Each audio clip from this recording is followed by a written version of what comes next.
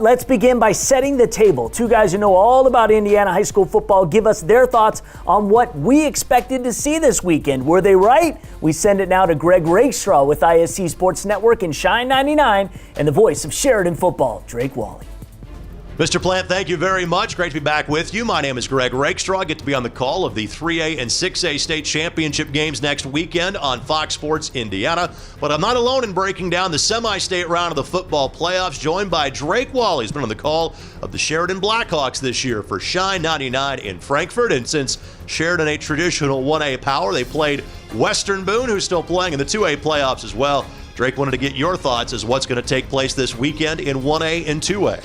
Thank you so much, Greg. In 1A football, I can tell you right now that as the broadcaster for Sheridan High School in 2017 and 2018, 1A football is absolutely no joke. And we have North Vermilion facing off against Indianapolis Lutheran. Now, North Vermilion has got a very potent running attack, and that is something that high school football is all about. Keeping it on the ground, low risk, low turnovers. I think North Vermilion's got a really good chance to win that game. And then we move on to Adams Central versus Pioneer. Yes, Jack Kaiser and company face off against the team that defeated Monroe Central, who defeated Sheridan. And I'll tell you, Monroe Central is also no joke.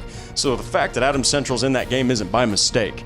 But I really think that Pioneer's potent offense and their defense and the way that they are coached and all the momentum, they are going to move on to the state championship game, and they're going to face off against North Vermilion. And as good as North Vermilion's been, I think Pioneer's just been a little bit better. So I really think that the Panthers are going to take the state championship this year. Now we move into 2A football, and we have got two incredible games, must-see games. We have Bremen against Eastbrook. Bremen has been a very potent defense all season, and they've been able to crush offenses in complete honesty. But the thing is, Eastbrook has got a grinded-out, ground-and-pound style that a lot of teams just don't like to play defense against. Lewis Cass, my alma mater, they fell to that kind of an offense, and I really think that that's going to serve them well. It's low risk, low turnover. I think that they're going to move on to the state championship. So get ready to see Eastbrook, I think, get a W there. And then on the other side, we have the Western Boone Stars against Southridge, and I'm telling you that calling Sheridan football this year, seeing Spencer Wright in the opening game light up Sheridan for 50 points, no interceptions, no turnovers. This young man is going to be electric, and he's going to be an integral part of getting to the state championship. I think he makes it. I think that they're going to face Eastbrook, and I really think that it's going to be a good game, but I think that the stars are going to align, if you will, and they're going to win that state championship this year.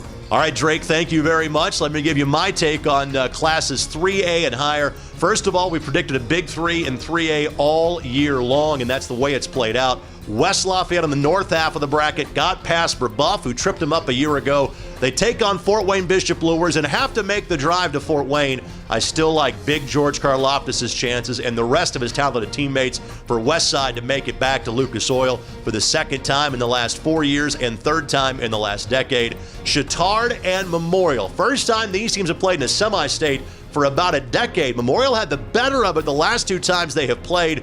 These are two fantastic teams. Memorial is the defending state champs, but even making that long drive to the Pocket City, I like Chittard to get back to Lucas Oil Stadium, where again, they were last 3 years ago when they beat West Lafayette in the 3A state championship game.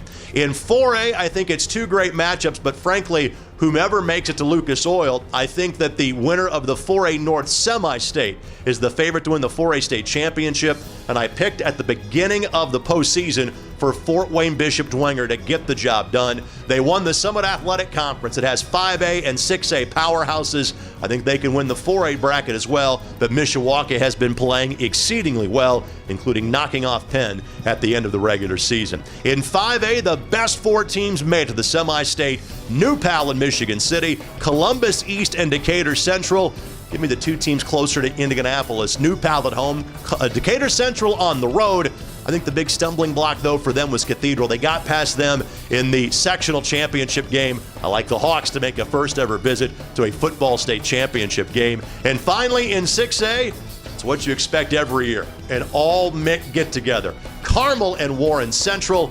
I think Center Grove is going to give Warren quite the battle, but I expect Carmel and Warren Central to have a rematch from a Week 8 game in the regular season that, yes, Warren won 41-17. That was a 7-point game in the second half, and expect it to be a little bit closer to that level of game next Friday night at Lucas Oil Stadium.